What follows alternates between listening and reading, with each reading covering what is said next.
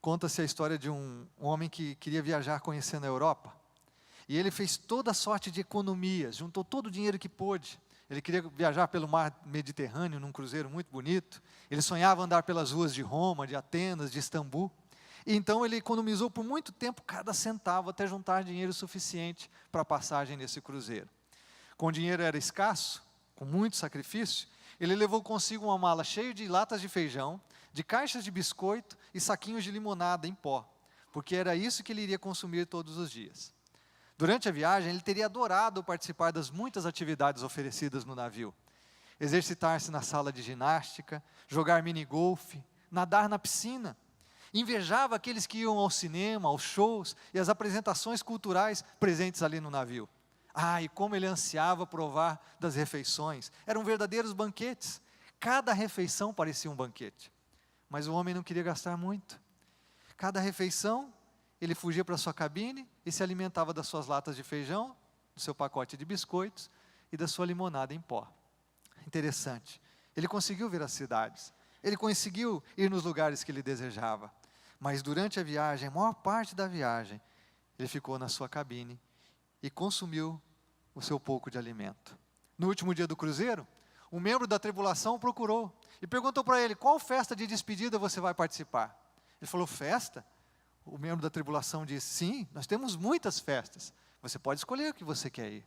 Só então, ele descobriu que todas aquelas atividades no navio e todas as refeições estavam incluídas no preço da passagem. Só no último dia. Que dia triste, né? Que dia triste você descobrir que você podia ter desfrutado de tanta coisa e não desfrutou. Você já experimentou isso? Você já teve essa sensação algum dia na sua vida? Eu já passei por isso algumas vezes. Eu me lembro da gente ir em lugares que a gente pensava que não podia comer, e a gente pediu um pratinho e depois a gente viu que estava incluído. Já tive amigos que fizeram viagens internacionais e no avião eles não pegaram a refeição, pensando que tinham que pagar a refeição. Que coisa! Sabe o que essa história ilustra? Que muitas pessoas vivem abaixo dos seus privilégios. Muitas pessoas vivem aquém daquilo que poderiam viver. E essa é a realidade de muita gente. Muitos de nós vivemos assim, aquém daquilo que podemos viver. É por isso que hoje eu quero compartilhar com você sobre a graça de Deus. Muitas pessoas estão vivendo hoje abaixo dos privilégios que Jesus, o Cordeiro de Deus que tira o pecado do mundo, conforme João 1,29, comprou com o seu sacrifício na cruz para todos nós. Muitas pessoas não têm acesso a todos os benefícios e privilégios que foram conquistados pelo sangue de Jesus como Cordeiro de Deus que morreu no nosso lugar, que morreu a nossa morte para que pudéssemos ter vida. Muitas pessoas não sabem o que é isso. O Deus que a Bíblia apresenta é o Deus da graça. Talvez você pergunte: mas o que é graça? O que é graça, pastor? Graça é favor imerecido. É Deus fazer por nós aquilo que nós não poderíamos conquistar de nenhuma forma, que nós jamais poderíamos trabalhar para obter, que nós jamais seríamos dignos ou merecedores. Isso é graça.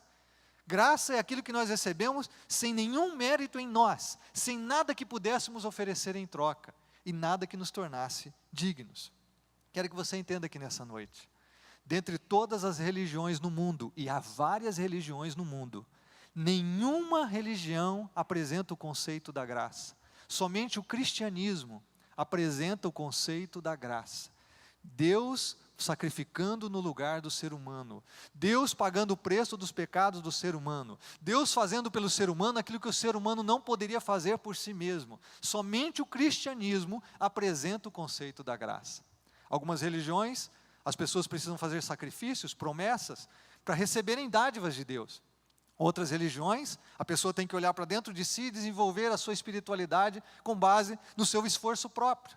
Somente no cristianismo a pessoa é salva pela graça. Somente no cristianismo a pessoa tem acesso àquilo que Deus pode oferecer, tão somente através da graça. Agora preste atenção comigo. Muitos de nós temos dificuldade com isso. Nós preferimos pagar. Nós preferimos comprar a bênção de Deus. Nós preferimos fazer alguma coisa que nos torne dignos. É por isso que muitas vezes nós vivemos aquela balança. A gente faz uma coisa errada aqui e depois a gente tenta fazer uma coisa certa ali para equilibrar a balança, amenizar nossa consciência e ver se Deus de alguma forma nos atende naquilo que nós queremos. Ver se nós nos tornamos um pouco mais agradáveis a Deus. Muitos de nós vivemos nessa balança de boas obras, trabalhando para que Deus de alguma forma seja favorável a nós. Quando o que é apresentado na Bíblia, nos Evangelhos, o que nos é apresentado no Novo Testamento, é que Deus se fez carne, Ele viveu entre nós, cheio de graça e verdade, conforme o Evangelho de João capítulo 1, e Ele pagou o preço dos nossos pecados, para que a gente pudesse ter acesso aos seus benefícios, tão somente pela graça. Isso é completamente novo. Até mesmo um encontro de Jesus com um jovem rico, o jovem rico chegou para Jesus e perguntou assim: que eu posso fazer para herdar a vida eterna? Ou seja, o conceito daquele jovem era o seguinte: o que eu posso fazer, o que eu posso comprar, o que eu posso adquirir, o que eu tenho que fazer por mim mesmo para ser digno da salvação eterna de Deus? Jesus não entrou nessa. Jesus diz assim: você não tem que comprar, você não tem que trabalhar, você só tem que se entregar. Você tem que renunciar ao que você tem, na verdade. Não é trabalhar, não é conquistar. Para melhor compreendermos a graça de Deus, eu queria compartilhar uma outra história com você. A história de um camarada que nasceu destinado ao sucesso, à honra, ao poder, à riqueza. Ele nasceu num período muito especial. No seu nascimento, o seu futuro estava seguro e era profundamente, extremamente promissor. Ele nasceu numa família proeminente, uma família riquíssima, uma família poderosa, e o seu nascimento deve ter sido estampado nas manchetes dos jornais. Provavelmente, muitos paparazzi esperavam uma oportunidade para tirar a primeira foto desse bebê. A notícia do seu nascimento foi compartilhada em todas as redes sociais da época. Sabe por quê? Porque ele era um príncipe.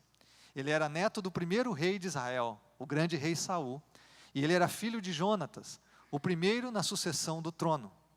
Quando ele nasceu em riqueza e glória, e tinha um futuro brilhante pela frente. Com certeza, muitos se alegraram com seu desenvolvimento, muitos queriam clicar, registrar os primeiros passos, as primeiras palavras, quando ele começou a andar. Tudo era muito glorioso para a vida dele.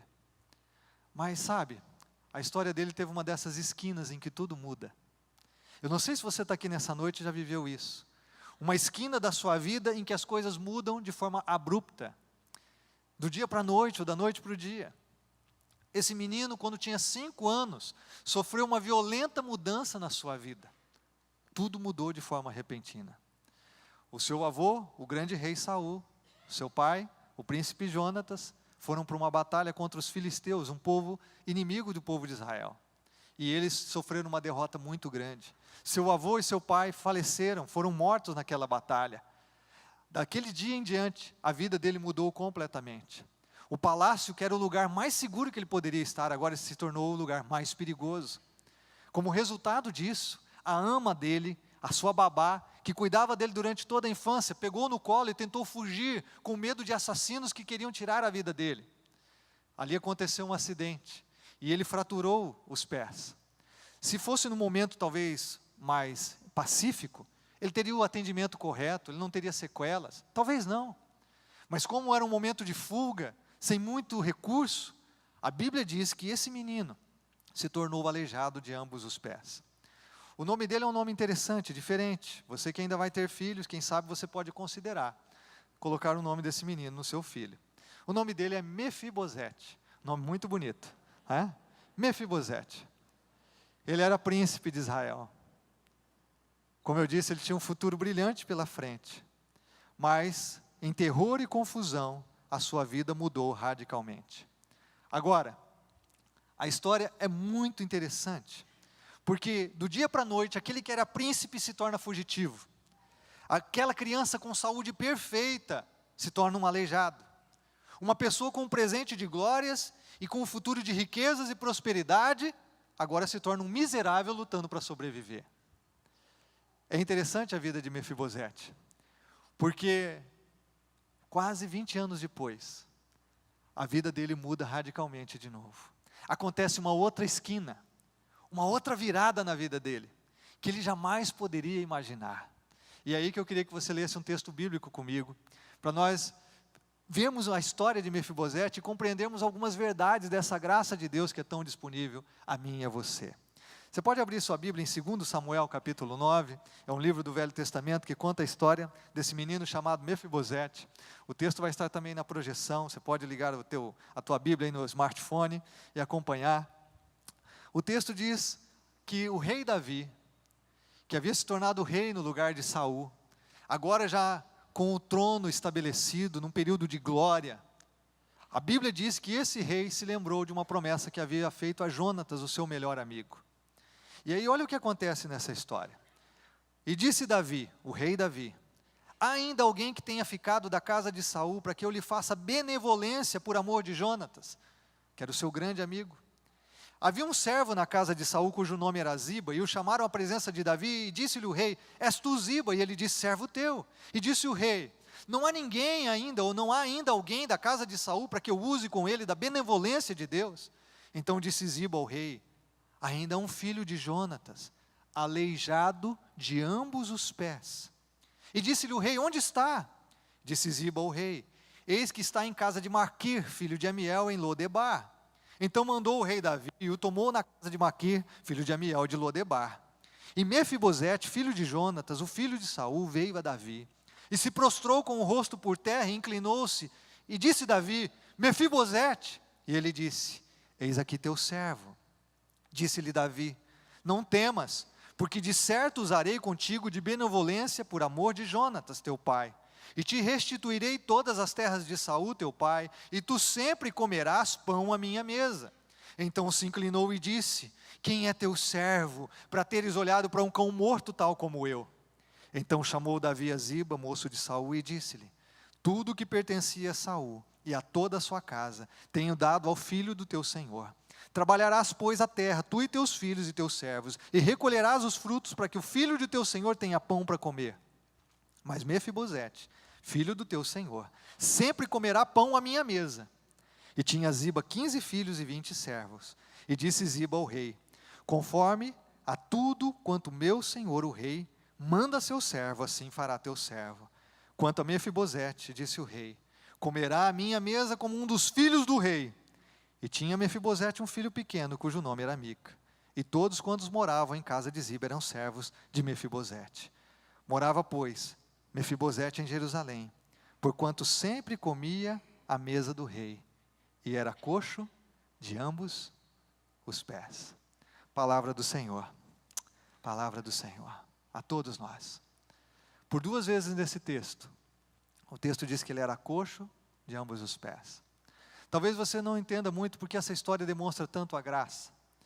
É que no tempo da história antiga, não só em Israel como em outras culturas, quando um rei subia ao trono, a primeira coisa que ele fazia era matar todos os descendentes do rei anterior, para evitar que no futuro houvesse rebeliões, revoltas e tentassem tirar o trono dele. Então todo mundo esperava que o rei Davi, quando subiu ao trono, matasse todos os descendentes do rei Saul. Mas nessa história nós vemos Davi agindo completamente diferente do que a cultura estabelecia, do que era esperado. Ele não vai matar os descendentes de Saul, pelo contrário, quando ele já está com o trono estabelecido num período de pleno equilíbrio no seu reino, ele então se lembra: peraí, eu devo fazer benevolência, eu devo mostrar graça, lealdade, bondade de Deus com alguém da descendência de Saul. Então eu queria que você anotasse algumas verdades aí no seu coração e no seu boletim, se você quiser, sobre a graça de Deus. Primeira verdade que aprendemos, ilustrada por essa história, é que a graça de Deus é imerecida. A graça de Deus é imerecida, porque graça é de graça. Como já disse aqui, graça é favor imerecido de Deus. E o que vemos nessa história é exatamente isso. Observe no verso 1 que Davi diz assim: há ainda alguém que tenha ficado na casa de Saul? Davi não diz assim: existe alguém perfeito? Existe alguém que seja digno? Existe alguém que mereça o que eu vou fazer? Existe alguém que vale a pena eu investir na vida dessa pessoa? Não, ele não fala isso. Ele só diz assim: existe alguém? Existe alguém? Muitas vezes eu e você pensamos assim: será que tem alguém que eu posso fazer uma bondade? Será que vale a pena? Será que essa pessoa vai valorizar o que eu estou fazendo por ela? Davi não pensa isso, porque ele está com seu coração cheio da graça, da benevolência de Deus. Ele diz assim: existe alguém? Não importa quem seja, não importa se é digno ou não, não importa se é uma pessoa que vai merecer isso, ou não importa se essa pessoa vai ser grata por isso. Eu vou agir com graça. Há alguém. É interessante no verso 3, como eu já disse, que o servo do rei Saul diz assim: existe um filho de Jonatas, ele é aleijado de ambos os pés. Por que esse destaque nesse texto? Porque na cultura da época, uma pessoa aleijada, ela era vista com o estigma de amaldiçoado por Deus. Aquela pessoa sofreria demais, ela seria excluída da sociedade, ela tinha um estigma. Obviamente, naquela cultura, uma pessoa com deficiência, era muito difícil a sua sobrevivência, ela não poderia trabalhar, ela não tinha sustento. Naquela época, não tinha como se livrar das feras, dos animais selvagens, não tinha como correr no meio de uma batalha. Então, alguém enfermo dos pés era alguém extremamente vulnerável, e era alguém que sofria demais perante os olhos da cultura e da sociedade. Quando o servo de Saul diz assim: ele é aleijado, provavelmente ele esperava ouvir assim: ah, então esse cara eu não quero, ele não serve para aquilo que eu estou pensando. Mas Davi não fez isso. Davi só diz assim: existe alguém? Guarda essa frase no seu coração: a graça é assim. A graça não procura feitos que mereçam amor. A graça opera em separado da resposta ou da capacidade do indivíduo. A graça é unilateral. Quem afirmou isso foi Charles Swindoll, num dos seus livros, O Despertar da Graça. A graça de Deus, outra frase, se dando em plena aceitação de alguém que não merece, jamais poderia adquiri-la, jamais poderia pagá-la. É por isso que essa história de Mefibosete é tão notável, porque ela nos ensina a respeito da graça, que assim como Davi agiu com a graça e demonstra a graça para alguém que não merecia, que não esperava isso, que não era digno do que o rei estava fazendo, da mesma forma, Deus faz comigo e com você. Segundo lugar, a graça de Deus restaura. Isso é muito interessante. A graça de Deus restaura as pessoas. A graça do rei Davi restaurou a Mefibosete a posição de filho do rei. É interessante o verso 4, que diz que ele estava numa cidade chamada Lodebar. Esse lugar significa pastagem ou pasto. Era um lugar incrivelmente desolado. Era uma região obscura e longe de Jerusalém. Por quê? A última coisa que Mefibosete queria era ser lembrado pelo rei. Por todos os anos da vida dele, ele havia fugido do rei. A última notícia que ele queria receber na sua casa é que o rei Davi estava à sua procura. É exatamente isso que acontece. Exatamente isso. E é interessante que ele chega diante do grande rei, do rei Davi. Agora observe o verso 6, slide 17, por favor, em que Davi recebe Mefibosete e este se prostra e diz: eis aqui o teu servo. Ele se prostra, ele é colocado na presença do rei, ele deixa as suas muletas de lado e ele cai diante do grande rei. E quando ele espera ouvir do rei qualquer sentença de morte, de condenação, um castigo, alguma palavra de repreensão, porque ele era neto do rei Saul, seu antecessor, quando ele espera ouvir isso, olha o que acontece no verso 8. Ele ouve de Davi que ele vai comer na mesa do rei. E então Mefibosete diz assim: quem é teu servo? Quem sou eu para olhares para um cão morto? Quem sou eu para teres olhado para um cão morto como eu? Mefibosete sabia que ele não merecia ser restaurado à posição de filho do rei. Mefibosete sabia que isso era um milagre da graça. Ele não era digno disso. Mas ele estava sendo restaurado pelo grande rei Davi na posição de filho. Por 4 vezes nessa história, 4 vezes, é o maior tema dessa história, diz que Mefibosete iria comer à mesa do rei.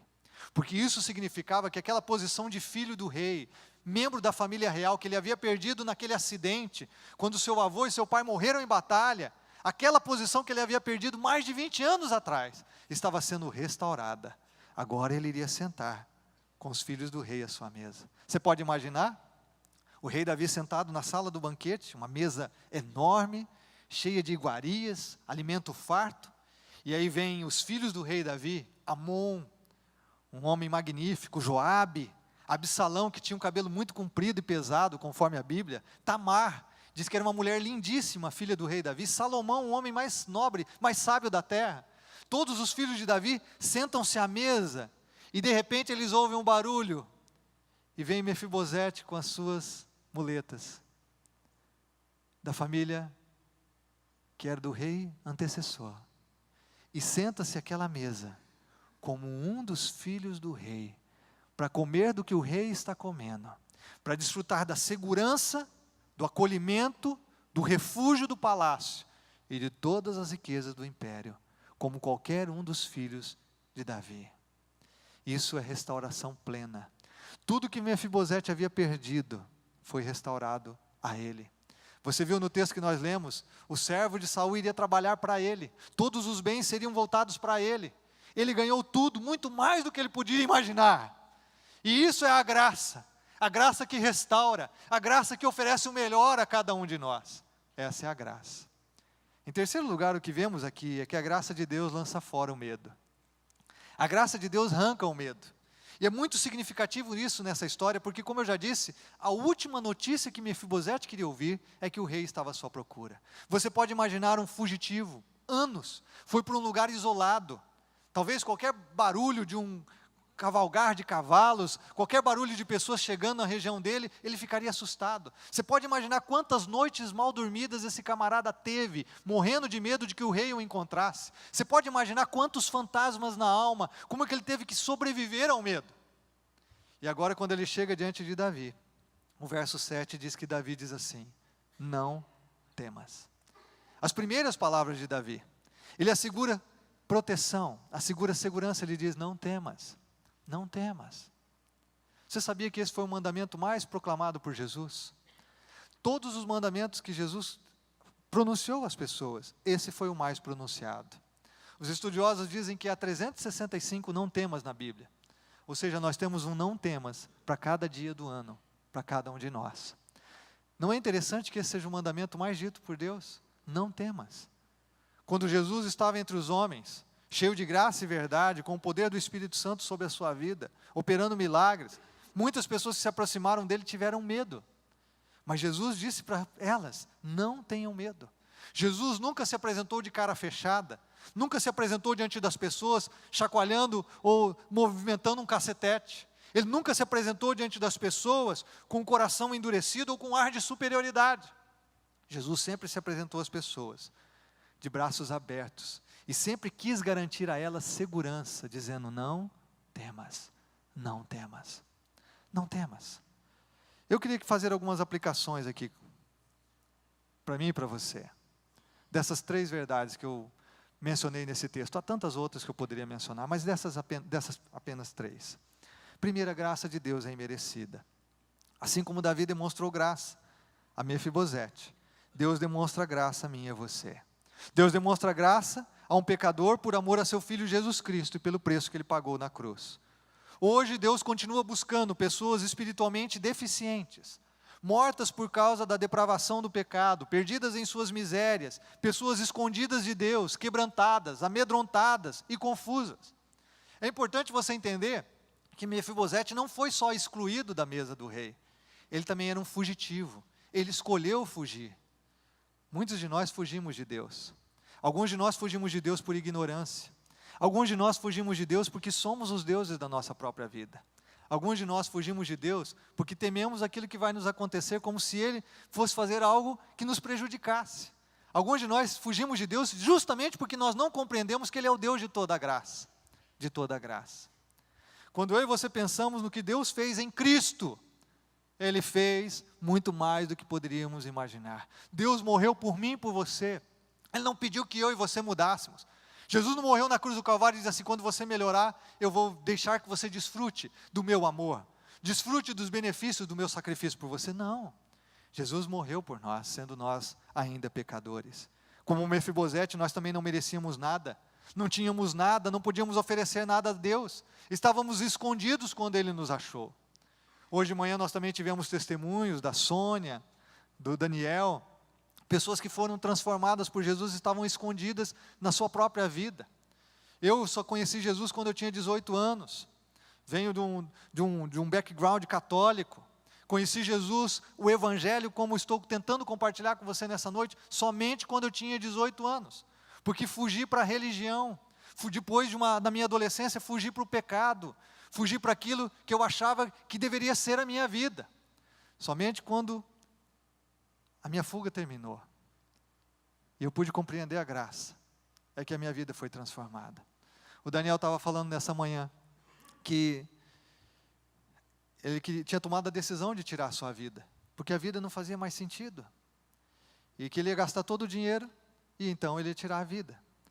E quando ele foi convidado para ir num acampamento de jovens, ele perguntou o valor do acampamento, era R$75, era exatamente o que ele tinha na carteira.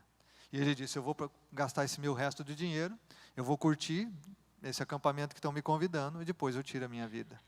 Só que naquele acampamento, ele ouviu a graça. Ele ouviu a voz de Deus transmitindo graça ao coração dele. E ele está aqui para testemunhar isso. Tem conhecido Jesus, tem vivido uma nova vida. A graça que nós não merecemos.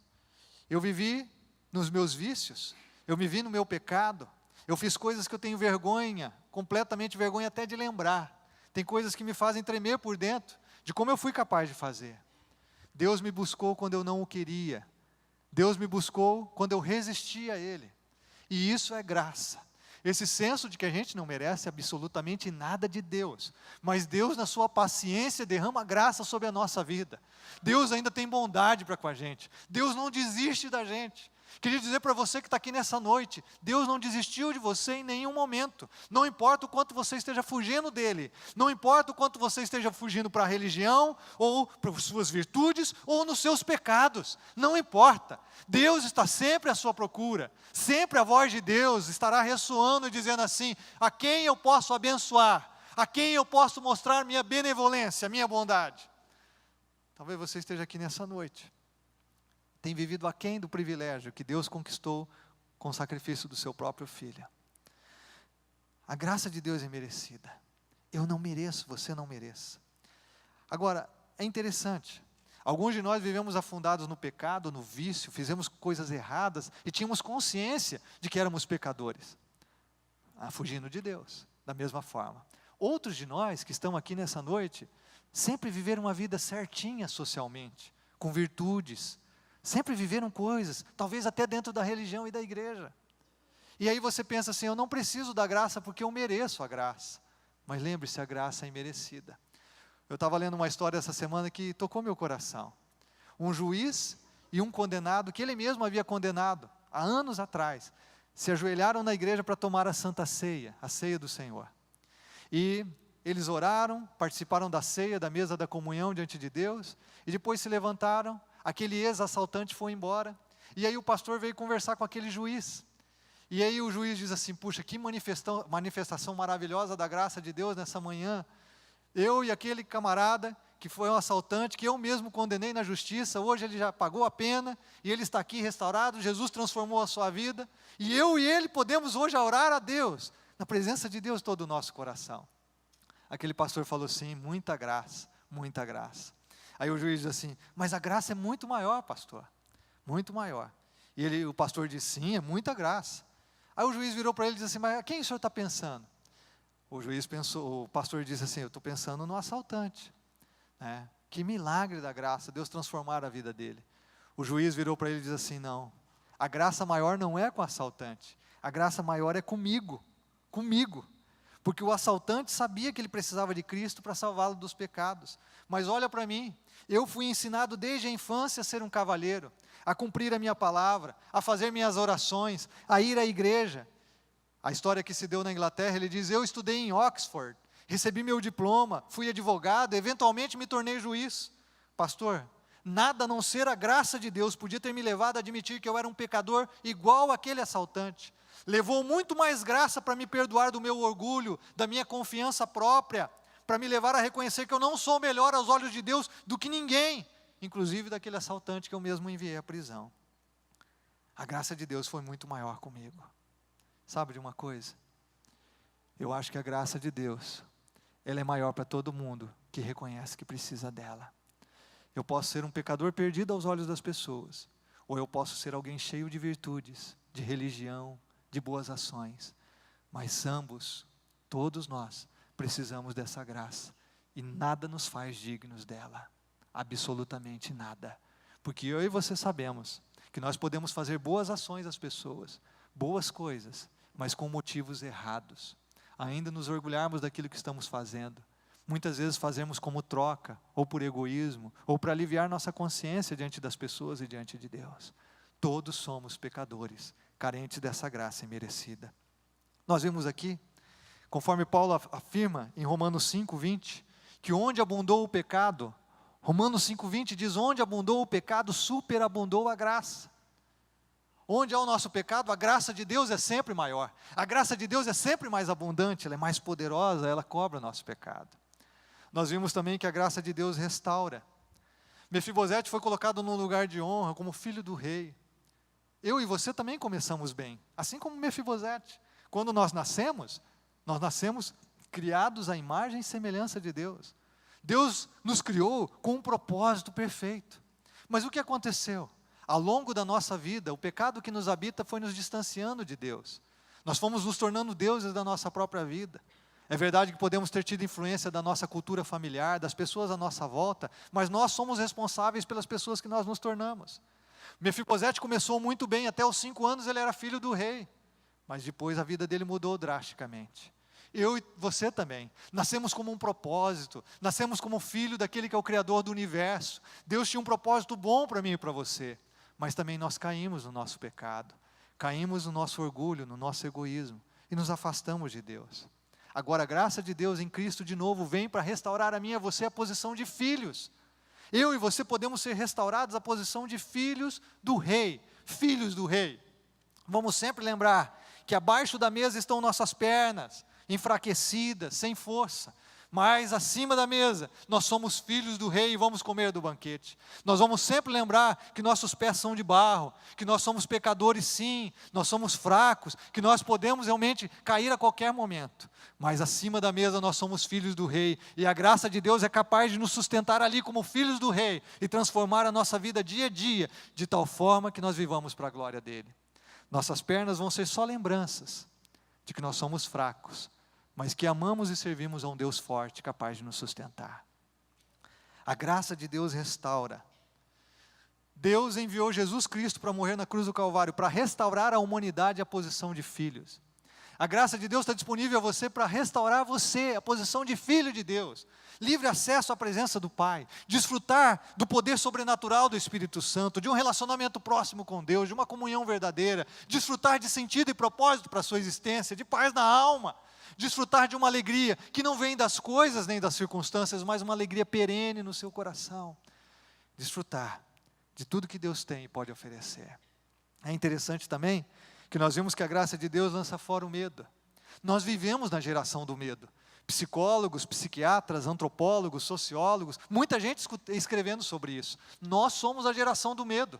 Nós temos medo da violência, nós temos medo da crise financeira, nós temos medo de enfermidades, nós temos medo da velhice, nós temos medo do futuro, nós temos medo da solidão, nós temos medo de nós mesmos às vezes.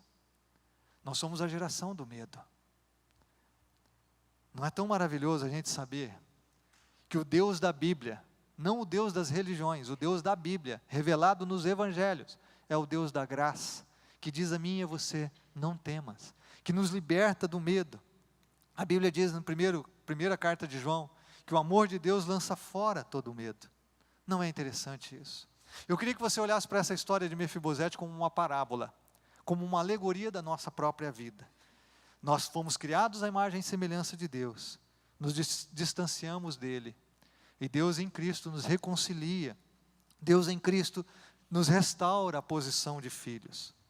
Nós podemos sim, agora, nos deixar ser encontrados por Deus para recebermos graça. Na mesa do rei, a fraqueza é escondida, a deficiência física, emocional, moral, não nos frustra mais. Na mesa do rei, o estigma negativo é totalmente irrelevante. As nossas feridas emocionais são curadas. A tragédia do passado é esquecida. Na mesa do rei, tudo se torna sarado e adequado. Foi isso que aconteceu com Mefibosete. É isso que acontece com aqueles que ouvem o chamado da graça de Deus e se entregam a ela. Da mesma forma, Deus oferece isso. Eu acho tão impressionante que Apocalipse capítulo 3, verso 20.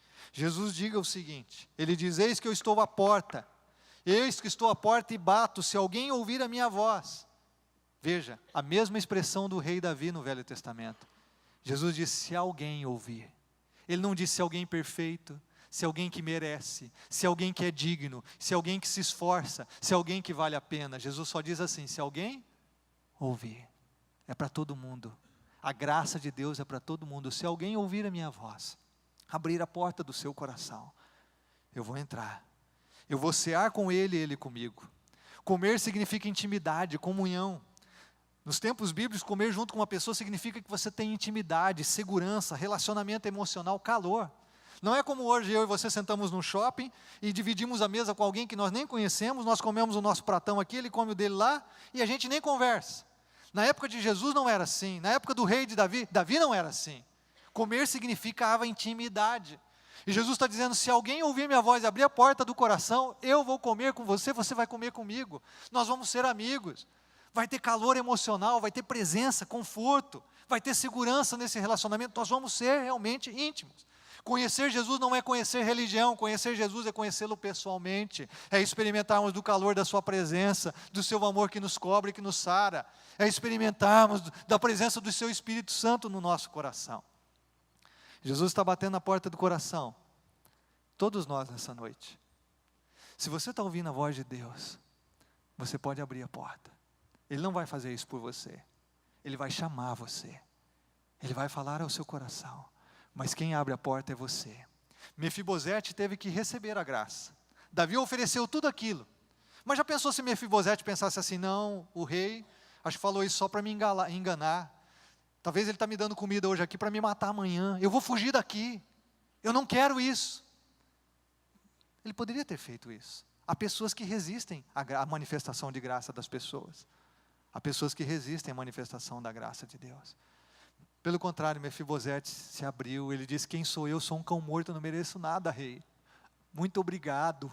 O que nós vemos em Mefibosete é a gratidão pela graça de Deus, por esse senso de merecimento. É a mesma coisa que Deus espera de mim e de você, que nos acheguemos diante do grande rei, o rei dos reis, Senhor dos senhores, o Senhor Jesus Cristo, e a gente reconheça, Senhor Jesus, eu não sou digno de nada, porque o Senhor insiste comigo, porque o Senhor coloca pessoas para orarem por mim, porque o Senhor coloca pessoas que me falam do seu amor, eu tenho fugido de Ti, eu tenho resistido a Ti, eu quero viver minha própria vida, por que o Senhor insiste comigo? Quem sou eu? Eu não mereço nada. Quando nós chegamos a esse ponto, realmente nós podemos nos entregar. Realmente nós podemos nos entregar a Jesus, para experimentar a graça. Então, eu quero responder uma pergunta aqui bem simples, que talvez esteja na mente de alguns de nós.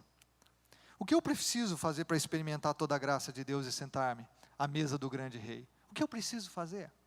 E essa é uma pergunta capciosa, porque se é de graça, é de graça. Pastor, o senhor não falou que graça é de graça? O que eu preciso fazer então? Pois é. Como eu disse aqui, a graça pode ser resistida. A gente pode fugir da graça. A gente pode não crer naquele que está nos oferecendo graça. Então, há algumas coisas que Mefibosete fez para experimentar tudo que o rei estava oferecendo. Existem algumas coisas que eu e você precisamos fazer. Nós não vamos trabalhar para merecer a salvação de Deus. Nunca nós vamos ser dignos. Mas há algumas coisas que precisamos fazer. Primeiro, precisamos exercer fé na palavra de Deus. Precisamos crer. O rei Davi diz assim, agora você vai ser filho, meu filho, você vai comer comigo à mesa. Mefibosete creu e agiu em conformidade com a palavra do rei. Da mesma forma, Deus está nos oferecendo graça, o melhor, a vontade dele é boa, perfeita e agradável. Nós devemos crer na palavra de Jesus. A Bíblia diz em Romanos 10, 17, que a fé vem pelo ouvir e o ouvir pela palavra de Deus. É por isso que como igreja, nós proclamamos a palavra de Deus em todas as nossas reuniões, com toda a clareza que a gente puder fazer. E nós oramos que o Espírito Santo aplique a palavra de Deus ao coração das pessoas, porque a fé só vem pelo ouvir e ouvir da palavra de Deus. Segundo lugar, nós precisamos crer no sacrifício de Cristo por nós. Crer que Jesus pagou o preço do nosso pecado lá na cruz, que Ele morreu por mim e por você. Sabe o que eu acho interessante? Você lê uma notícia na Folha de Londrina e você acredita. Você ouve o William Bonner no Jornal Nacional e você acredita no que ele está falando. Mas nós não acreditamos na palavra de Deus, com milhares e milhares de anos, o livro mais lido em todo o mundo, revelação de Deus à humanidade. Não há um livro como a Bíblia com tantos dados arqueológicos e históricos que comprovam a sua veracidade. Nós duvidamos da Bíblia que está aqui há séculos e séculos sendo testada e provada, mas acreditamos em tudo que a gente vê, inclusive até nas redes sociais. Há muita gente que fica compartilhando coisas que são mentiras, porque acreditam em qualquer coisa que vem e leem. mas não acreditam no que a palavra de Deus diz. Jesus morreu por você, Jesus morreu por mim, Jesus morreu por cada um de nós, Ele se sacrificou no nosso lugar. A Bíblia diz em João 3,16, Deus amou o mundo de tal maneira que deu o seu Filho unigênito, para que todo aquele que nele crê não pereça, mas tenha vida eterna. Vida eterna é essa vida da graça, essa vida espiritual, essa vida que é abundante neste mundo, essa vida que transcende a morte, porque nada pode nos separar do amor de Deus. É uma vida poderosa, é uma vida triunfante, é a vida de Deus em nós, seres fracos, seres miseráveis, seres impossibilitados de enfrentar muitas situações da vida, mas a vida de Deus vem sobre nós, é a vida de Cristo em nós. Romanos 5,8, Deus prova o seu amor para conosco, Ele morreu em nosso lugar, sendo ainda pecadores. Ele não tinha ilusões comigo e com você. Deus sabe de tudo de mim e sobre tudo de você, mas mesmo assim escolheu morrer no nosso lugar. Terceiro lugar, nós precisamos nos arrepender dos nossos pecados. Só antes desse ponto, eu só queria mencionar Efésios 2,8 e 9, quando eu falei de crer. Efésios 2,8 e 9 diz, vocês são salvos pela graça por meio da fé. A gente é salvo pela graça, mas a gente tem que ter fé. Crer no sacrifício de Jesus por nós. Terceiro, arrependermos dos nossos pecados. Eu preciso ter esse coração quebrantado que Mefibosete apresentou.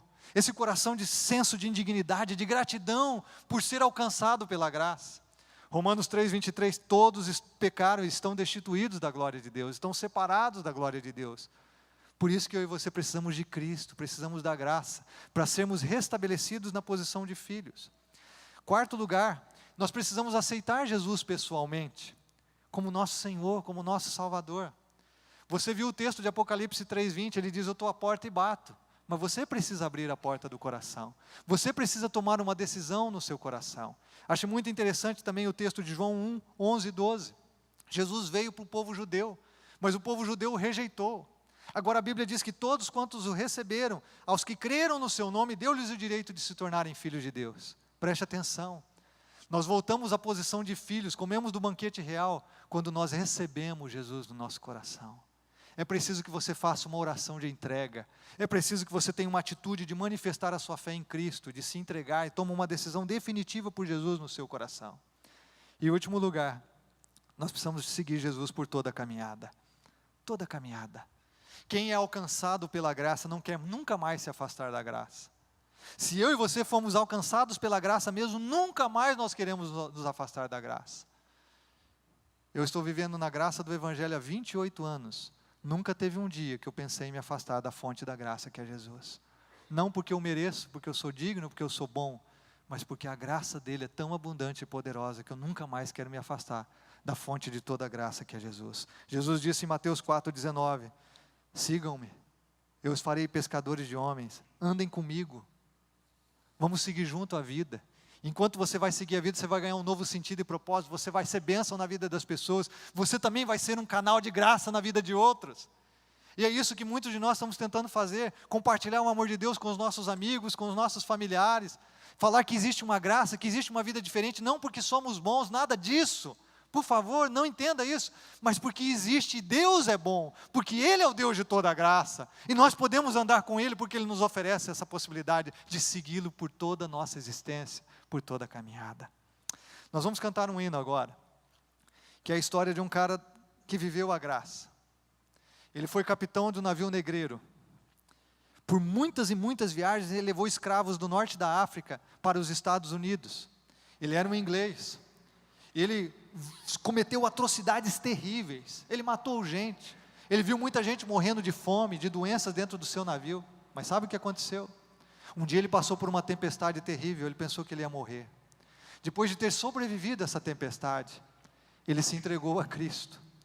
Anos mais tarde ele se tornou pastor anglicano, e ele foi um dos caras que foram um dos maiores defensores no século XVIII, contra a escravatura na Inglaterra. Todos os dias da vida dele, ele lutou contra a escravatura, porque ele entendeu que nenhum ser humano é maior do que o outro, e nenhum ser humano deve ser escravo do seu próximo. Ele escreveu um hino chamado A Graça Sublime, ou Maravilhosa Graça. Ele escreveu esse hino representando a sua vida. A história conta que essa é uma melodia africana, e ele pôs simplesmente a letra numa melodia que ele ouvia os negros, ele ouvia os escravos cantando nos porões do navio. Aquela melodia de agonia, de sofrimento. Ele colocou uma letra que representa a graça. Eu queria que você pudesse cantar comigo essa canção, um trecho dessa canção, e que você pudesse abrir o coração, a graça de Deus está disponível nessa noite. Depois de cantarmos esse hino, eu quero dar oportunidade a você de tomar uma decisão por Jesus. Eu quero dar uma oportunidade a você de realmente se entregar à graça de Deus. Você pode orar comigo no seu coração, pode ouvir essa canção, pode pensar se essa letra não representa também a sua vida, assim como representou a vida de John Newton. Queria que você ouvisse com atenção.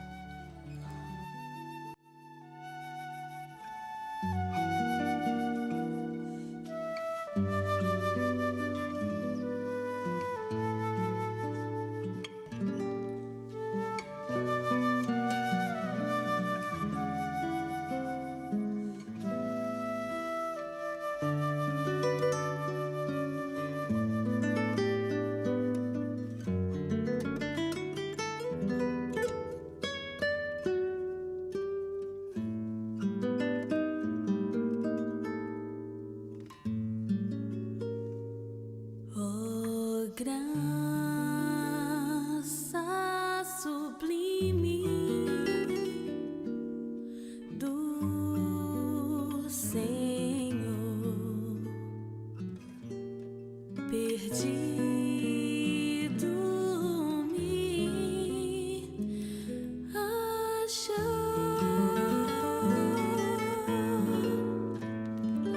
estando cego me fez ver, da morte me salvou.